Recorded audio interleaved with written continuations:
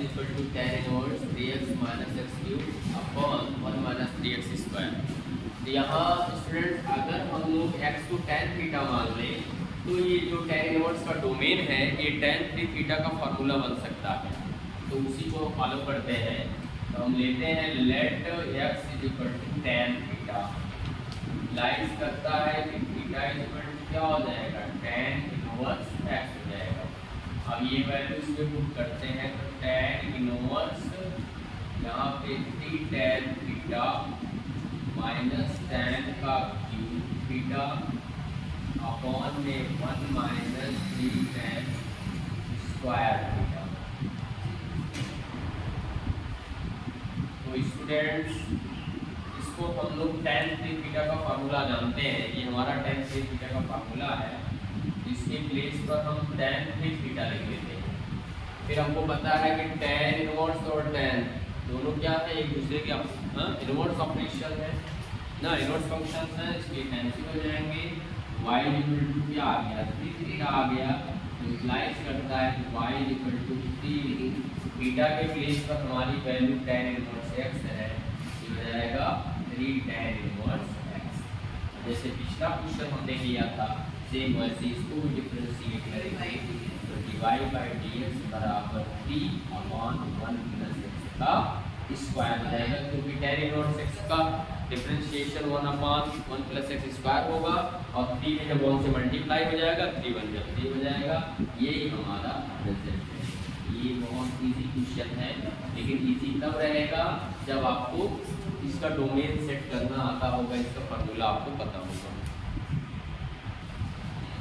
Same students similarly question number 11 की है यहाँ। तो स्टूडेंट्स यहाँ भी हमारा सेम क्वेश्चन है जैसे क्वेश्चन नंबर 10 था।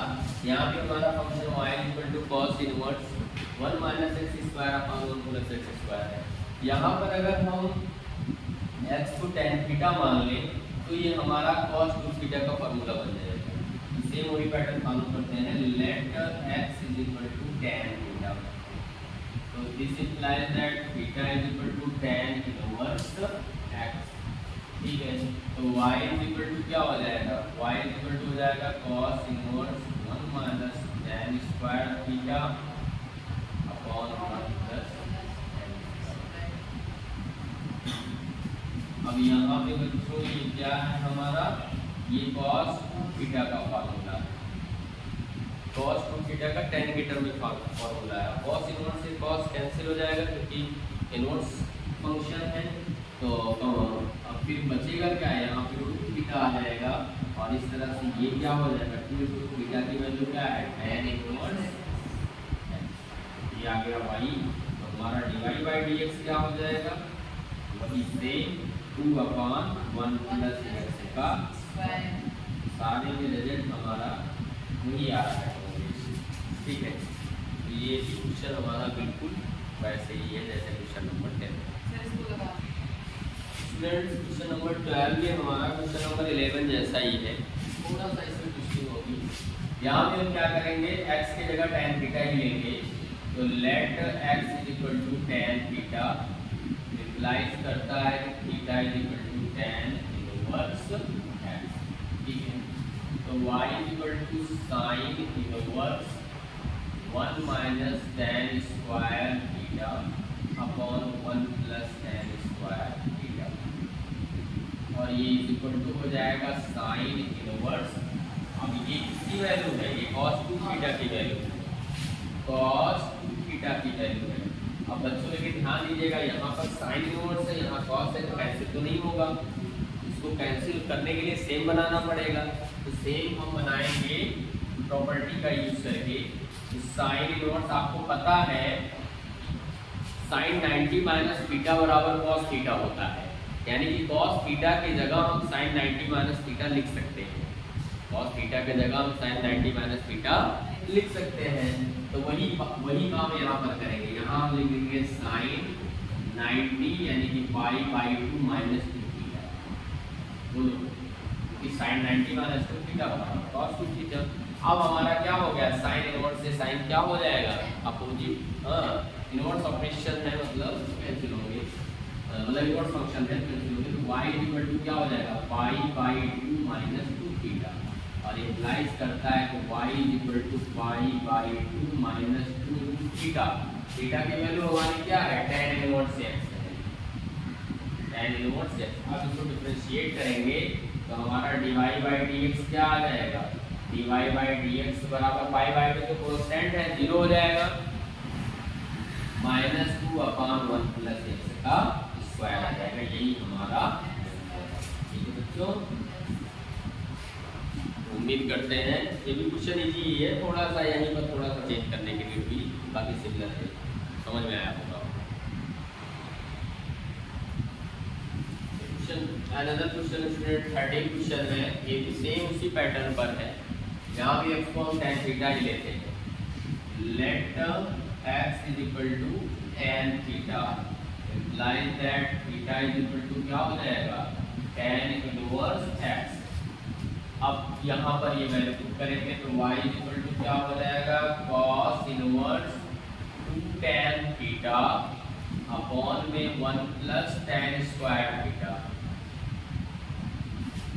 बच्चों अगर आप लोगों को फार्मूला याद हो तो ये sin 2 थीटा का फार्मूला है। cos इनवर्स का जो डोमेन है ये sin 2 थीटा का फार्मूला है। यहाँ इसके प्लेस पर हम क्या लिखेंगे sin 2 थीटा। क्या लिखेंगे बच्चों sin 2 थीटा। ठीक है, फिर वही केस प्रोड्यूस हुई कि अब ये दोनों अलग अलग हो गए, इनको सेम बनाना पड़ेगा कैंसिल करने के लिए। तो इस जैसा पिछले क्वेश्चन में हमने यूज किया था वही प्रॉपर्टी अगेन यूज करेंगे।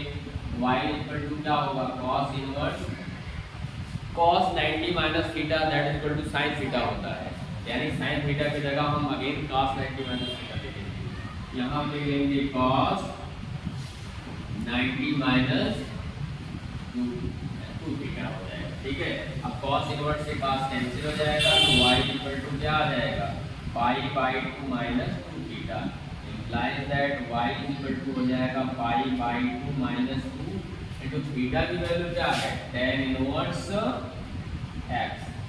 तो डिफरेंशिएट करेंगे इसको तो dy बाई dx बराबर क्या होगा पाई बाई 2 की वैल्यू 0 हो जाएगी और 0 माइनस यहाँ पे आ जाएगा 2 अपॉन 1 प्लस x का स्क्वायर।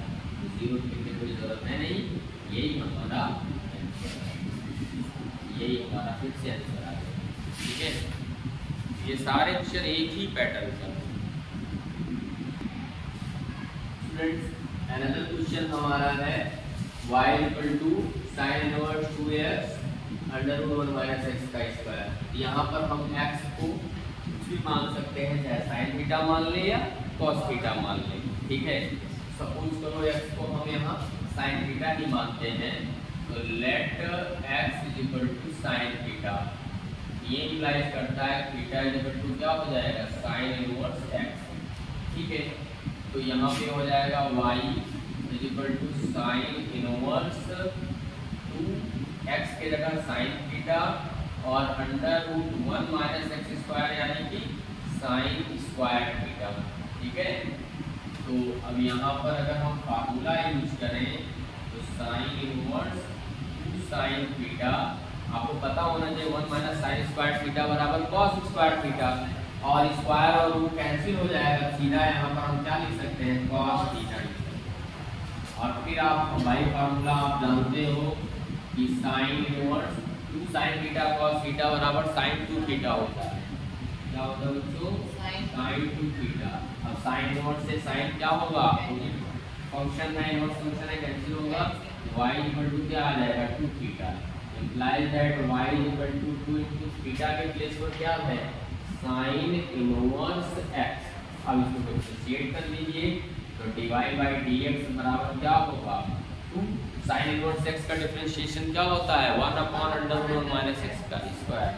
क्या हो जाएगा 1 माइनस x का स्क्वायर। यही हमारा क्या है आंसर।